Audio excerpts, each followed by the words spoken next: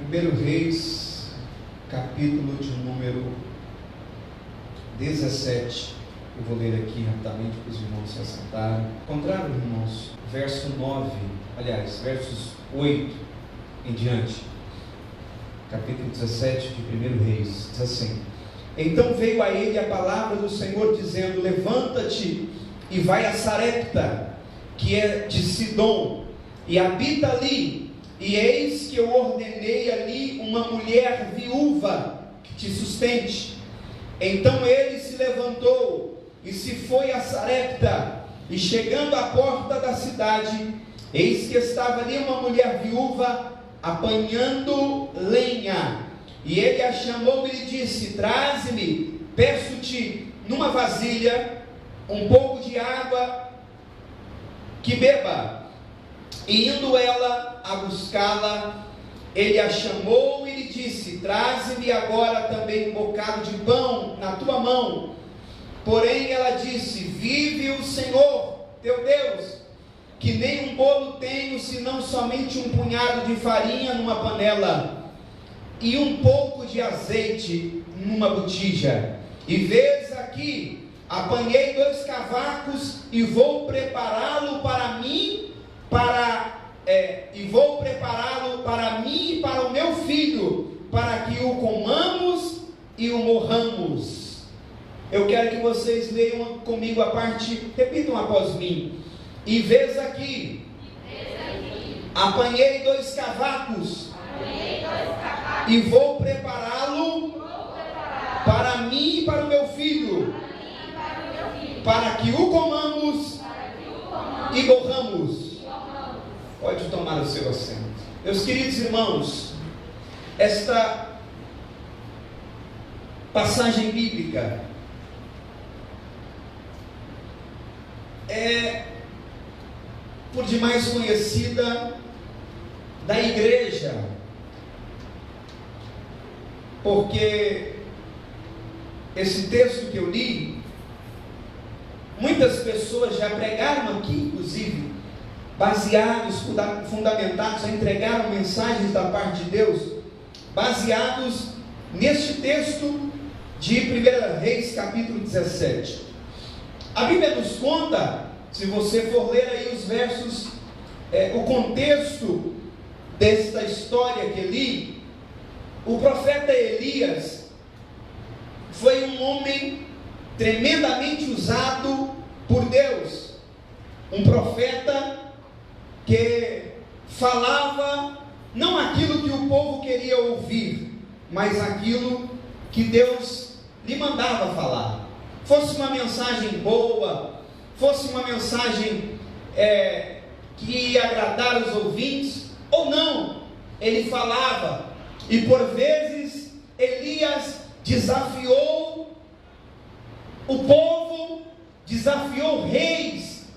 Elias era aquele homem, ou se fosse hoje era o presidente, que chegava diante dos reis, das rainhas, dos príncipes, e falava, denunciava o pecado, falava contra realmente o pecado.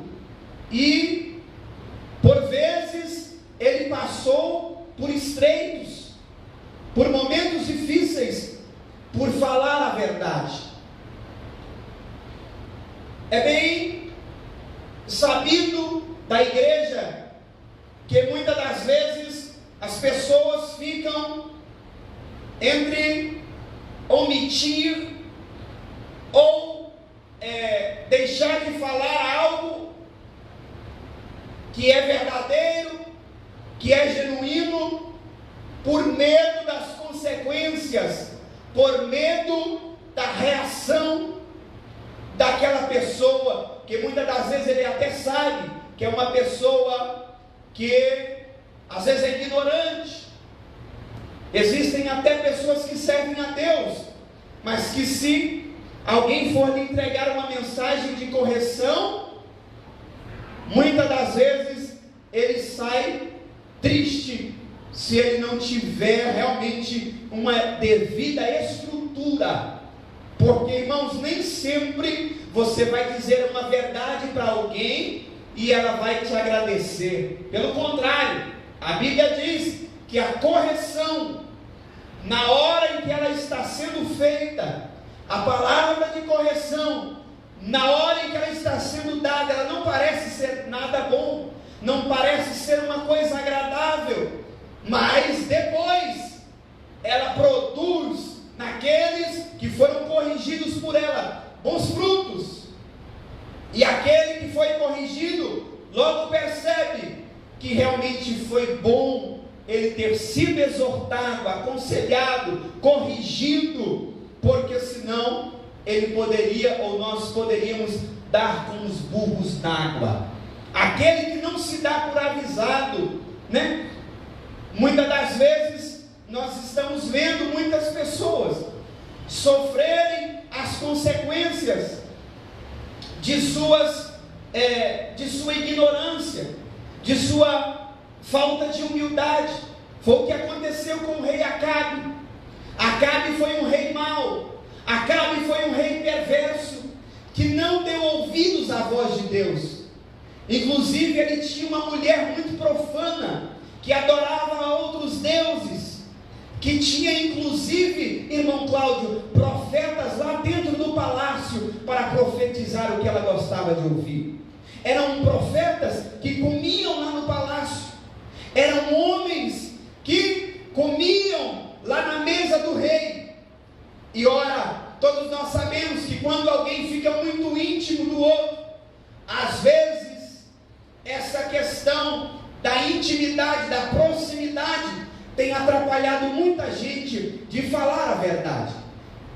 Porque esses profetas que comiam na mesa de Acabe e de Jezabel eram aqueles que profetizavam sempre bênçãos, que iria dar tudo certo, que eles estavam no caminho certo, que ia ficar tudo bem, que nada ia mal. Se eles adoecessem, não, isso aí é coisa passageira, isso não é nada de Deus, não, chamando a atenção de vocês, não, isso aí é algo passageiro.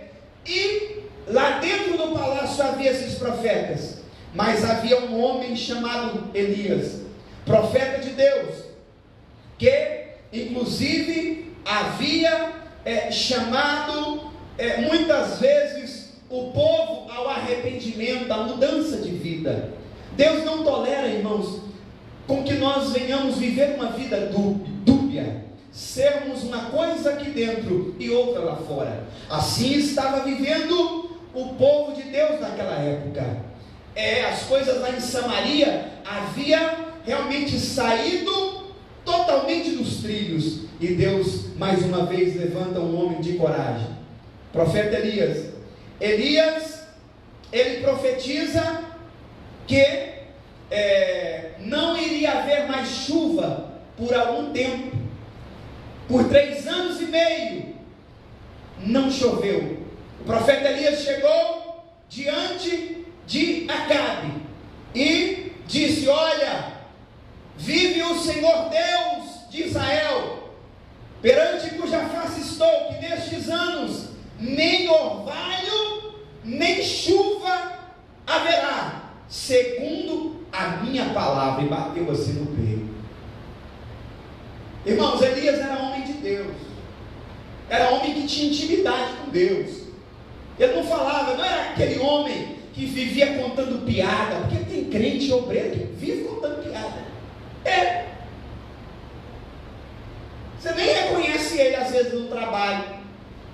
Se você perguntar pelo irmão fulano, era para falar assim: nossa, é aquele irmão que sempre nós precisamos de alguém para orar aqui, é ele? Não, é um contador de piada que tem aqui. Não, Elias era aquele homem que tinha vida com Deus, era um homem cheio do Espírito de Deus, e ele profetizou: não vai ter chuva, não vai ter orvalho. E a Bíblia diz que quando ele veio a palavra do Senhor a ele dizendo: Elias, vai-te daqui, vira-te para o oriente e esconde-te. Aonde? No ribeiro de Querite. 3 anos e meio ficou sem chover, mas muitas coisas aconteceram, irmão, clandestina durante esses 3 anos e meio. Elias sai de onde ele estava e faz um percurso de mais ou menos 200 quilômetros. Eu não sei se ele foi de camelo, eu não sei se ele foi caminhando, mas ele teve que ir. Por quê? Porque que Deus falou para Elias esconder? Porque quando o negócio começasse a apertar, Deus sabia que Acabe iria procurar o pescoço, caçar o pescoço dele. E isso realmente foi o que aconteceu. Mas Elias se escondeu. Deus falou para Elias se esconder. É tão interessante que tem fases na vida que a gente tem que ficar escondido, meu irmão. Seja por um motivo ou outro. Elias teve que se esconder contra a sua vontade. Elias era um profeta de Deus. Alguém poderia dizer assim: Deus não poderia usar Elias e ele profetizar, inclusive já matar Acabe ali na hora? Irmãos, Deus tem os seus propósitos em tudo que acontece. Nada está fora do controle do nosso Deus. Deus permitiu e chancelou que aquela palavra de Elias, Deus poderia ter falado assim: ô Elias, rapaz, eu sei que você é meu servo, você faz a minha vontade, mas Elias, não dá para ficar muito tempo sem chuva. Irmão, vocês já tiveram noção quando a gente fica aqui 5 meses sem chuva, como é que o negócio fica? 6 meses, se fica 1 ano, 2 anos, irmão, e 3 anos e meio. Pensa como é que ficou o negócio lá na região.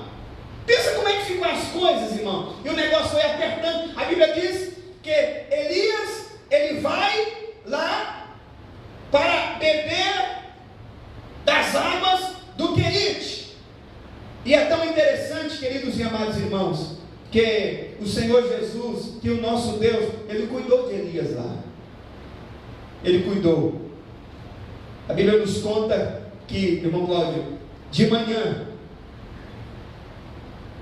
os corvos levavam carne e pão para o profeta se alimentar, e ele bebia lá das águas do Querite. Todo dia era assim. Essa é a cena. Os corvos, irmão, que coisa linda, irmãos, quando Deus faz essas coisas e permite nós termos esse texto aqui hoje diante de nós. Cooperador Francinaldo, é para nos ensinar muitas lições, porque às vezes a gente fica preocupado, fica ou não fica? E agora? Como é que vai ser? Irmãos, Deus mandou os corvos, ia lá cedo e de tarde. Elias, me trazer aqui. Irmão, é claro que eles não falavam, eu estou parafraseando o texto, isso é uma conjectura minha, né? Mas Deus controla tudo, governa tudo e manda em tudo. Não faltou alimento para ele, estava só ele lá. Agora eu imagino o seguinte: o tempo foi passando, os dias foram passando, e uma coisa preciso eu observar aqui com a igreja: a seca foi aumentando, e Elias, ele estava bebendo das águas do rio. Como é que é o nome do rio? Querite. Diga Querite. Como é que é o nome do rio? Querite. É esse mesmo. As águas do rio secou. Olha, irmão, olha o negócio aqui terrível. O corvo levava carne, levava pão, mas sem água não sobrevive. Quem é que tinha profetizado para não chover, para não cair nem orvalho? E Deus chancelou o negócio. Falou: vamos, eu tenho um propósito nesse negócio aí mesmo. Foi eu que... Irmãos, eu já vi muitos pregadores falar assim, né? Elias, ele profetizou e Deus chancelou. Porque nós não vimos o texto falar que Deus mandou Elias profetizar isso. Só que a Bíblia diz que é Deus quem opera em nós o querer e o efetuar. Sabe aquela vontade que te dá às vezes de ligar para a irmã fulana, ou de ir lá na casa da irmã Beltrana visitar ela, porque às vezes você não sabe, mas ela está pensando em parar, em desanimar, em deixar tudo, e você chega lá e fala: irmã, eu vim aqui te ver, Eu vim aqui só fazer uma oração com você. Irmão, eu estou te ligando que eu fiquei preocupada contigo. Você acha que isso é coincidência? Isso chama-se cristocidência, irmão. E nós precisamos estar sensíveis à voz de Deus. Sensíveis. E às vezes Deus fala no nosso coração através de um desejo. Teve um dia que eu fui visitar um pastor lá em São Clemente, o pastor Marcelo, companheiro nosso. E eu estou lá, irmãos, e passou um tempinho, pensa na agonia que eu estava. Eu estava com o propósito de chegar até a cidade de Itaberaí, para ver um outro pastor. E naquela agonia, a missionária da N viu. Pensa numa agonia, um desejo de ir lá. Eu falei, gente, mas não está bom aqui. Eu olhava, tinha piscina, tem, né? Piscina na casa do pastor, vamos tomar um banho de piscina. E eu estava com vontade de tomar um banho de piscina, mas para mim, olhava para aquelas águas, olhava para aquela piscina, não estava bom. Aquele desejo de ir lá ver o companheiro. E, enfim, eu cedi aquele desejo, né? Eu não sabia, gente, aqui para mim não está bom, não está legal, e tudo bom, tudo normal, os irmãos conversando, dando atenção para nós. E eu falei, missionário, vamos, liguei para o pastor, falei, nós estamos indo para aí, vamos pernoitar aí e vamos, no outro dia a gente retorna aqui para Turvana. Irmãos, e era necessário realmente eu ter ido lá. Sabe quando alguém está precisando de conversar, sabe, de conversar com alguém, porque nós temos essa necessidade como seres humanos, sim ou não? Tem dia que a gente quer ficar calado, você é ou não é, missionário? Não, nada não, o que foi, fulano? Esse dia eu estava assim, né? Fiquei uns momentos em casa assim, o que foi? Não, nada não. Bem, como diz o pastor Paulo Duarte, estou aqui na minha caixinha, do nada, né? Nada não. Mas nós precisamos, muitas das vezes, de falar com alguém, mesmo que esse alguém às vezes não vai entender nada do que a gente está falando, ou mesmo sentindo. Mas tem horas que o negócio é particular com Deus, só o particular com Deus que resolve. E Deus permitiu que Elias tivesse esses momentos. Eu imagino Elias, quando aquela água do rio Querite secou, falou, agora, não sei. Porque, irmãos, mesmo como um homem de Deus, quando a porta se fecha, como ser humano, às vezes a gente preocupa e fala assim, meu Deus, né? Mas o Espírito Santo logo se impõe em nós e fala, vai dar certo, você vai conseguir. Olha o que Deus falou para Elias, vai a Sarepta, porque lá em Sarepta, foi onde nós lemos, eu estou levantando uma viúva, irmão Cláudio, e essa viúva, ela vai cuidar de você. Irmão Flávio, imagine Elias pensando assim, uma viúva, deve ser viúva de um fazendeiro, homem rico. Só pode, Deus está mandando eu ir, é para outra água que já acabou, estou indo, Jesus. E era longe, irmãos, até esqueci de verificar, mas era mais longe. E ele foi, Deus sustentando ele. E ele chega em Sarepta. Qual que é a cena que ele vê? Eu imagino na mente dele, é assim ou não é? É assim, às vezes você vai num lugar e você fala, meu Deus, fulano me chamou lá, disse que tem uma bênção para mim, você já vai falando, ô Jesus, já mede o tamanho da necessidade e fala, essa bênção vai ser grande, né? Eu imagino Elias chegando em Sarepta, deve ser uma viúva, um cabra rico, fazendeiro, deve estar tudo preparado. Jesus falou que vai ter que levantar, dar uma viúva para cuidar de mim. Ele chega e logo ele vê a cena, uma viúva recolhendo cavaco para fazer uma comida, e ele já chega morto de sede, porque o texto diz que a primeira coisa que ele pede é água para beber. Me vê uma água aí, minha senhora. Acho que ele nem perguntou o nome dela, né? Já naquela direção divina, já chegar, tá vendo? A viúva lá, é aquela de mesmo. Não está parecendo, não é a que eu pensei não, mas me vê uma água aí. Ela foi lá, imagina ele, sabe quando você está com muitas, bebeu aquela água, e falou, me vê uma coisa aí para comer. Ela falou, olha, é o seguinte, eu só estou com um pouquinho de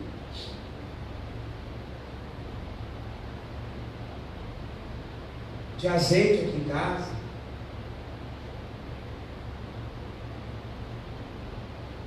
Só tem um bocadinho de pão. E é o seguinte, eu estou pegando esses cavacos aqui para preparar isso aqui para mim, para o meu filho, que nós vamos comer e morrer. Qual que é a esperança dela? Comer e morrer, porque era a única coisa que tinha.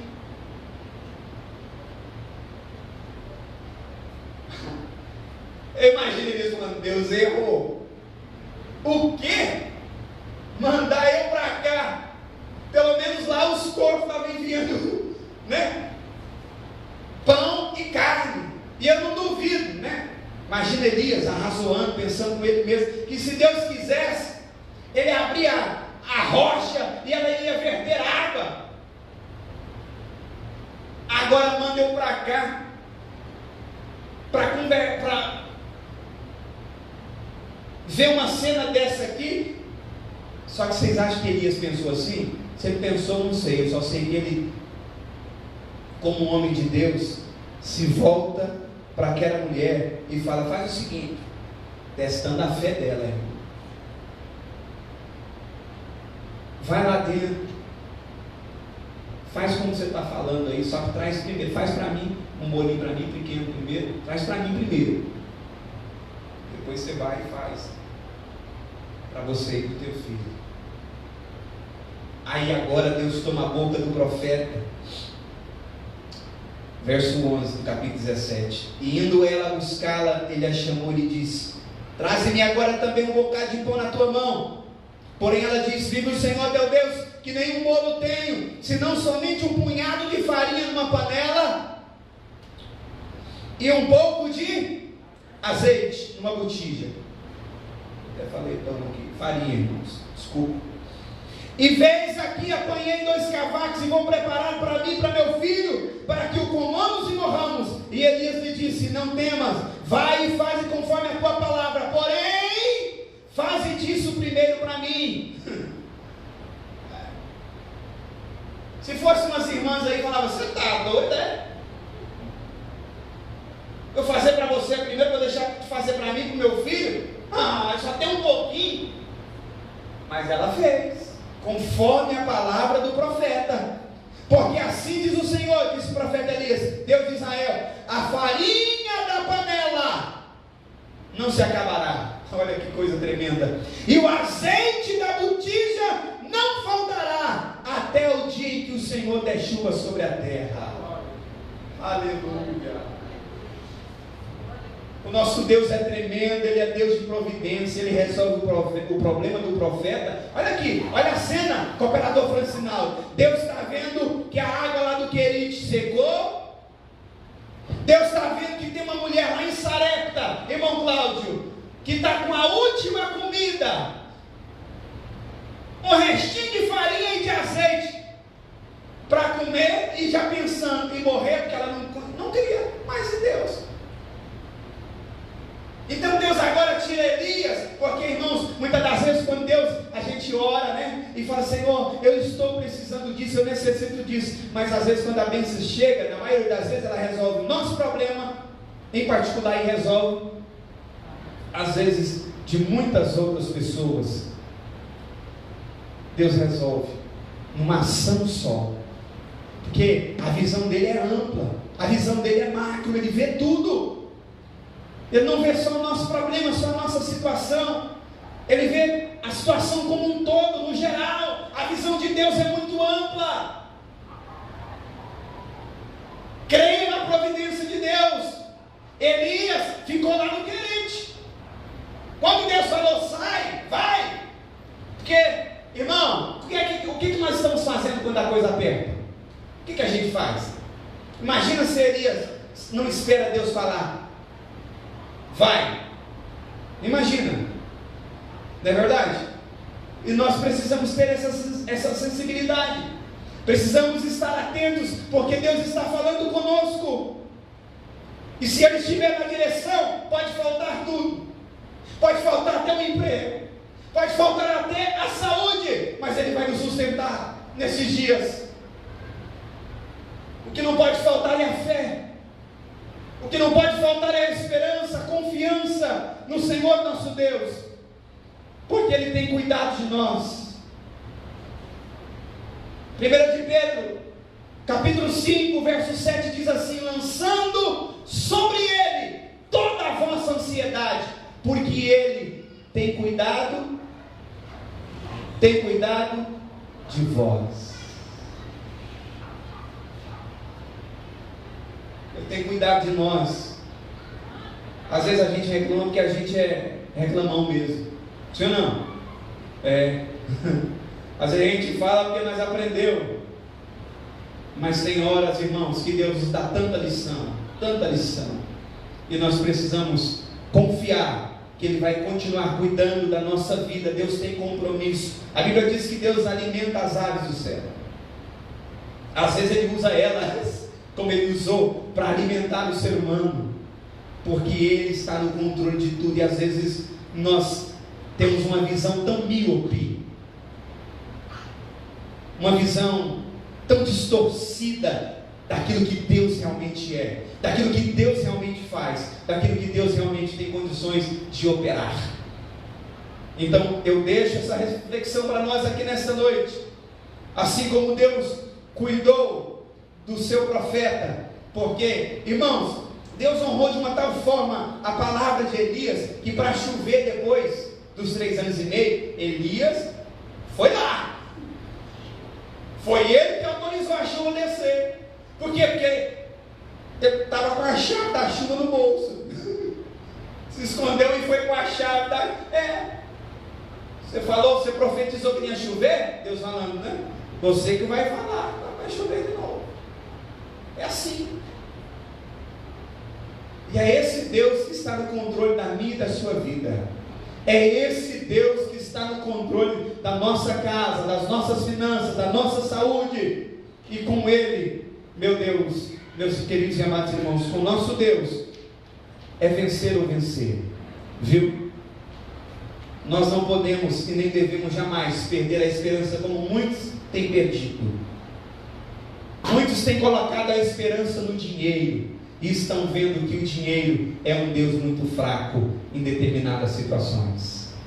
É um Deus que não tem condições de fazer tudo. Ele faz quase, é muita coisa. Nós precisamos. Mas é por isso que Jesus falou: não ajunta tesouro na terra, não. E tem tanta gente preocupada em ajuntar tesouro na terra. E quanto mais o tempo passa, as pessoas estão vendo que o dinheiro não resolve tudo. Ele resolve muita coisa, mas ele não é tudo. E você, meu irmão, que tem fé, que tem Deus como centro da sua vida, você tem tudo. E eu faço essa exortação aqui: aprenda isso, a confiar em Deus, a ter experiências com Deus. Mesmo, pastor, mas eu estou jovem ainda. É momento de ter experiências com Deus. Deus quer se revelar a nós. Vamos orar? Estejamos em pé e vamos orar nesse momento. Eu quero orar juntamente com a igreja. Eu quero orar por alguém aqui que de repente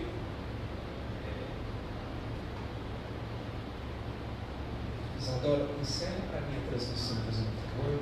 Quero agradecer, se tiver alguém aí nos acompanhando, Deus abençoe. Nós vamos estar encerrando a nossa transmissão aqui agora. Pode encerrar.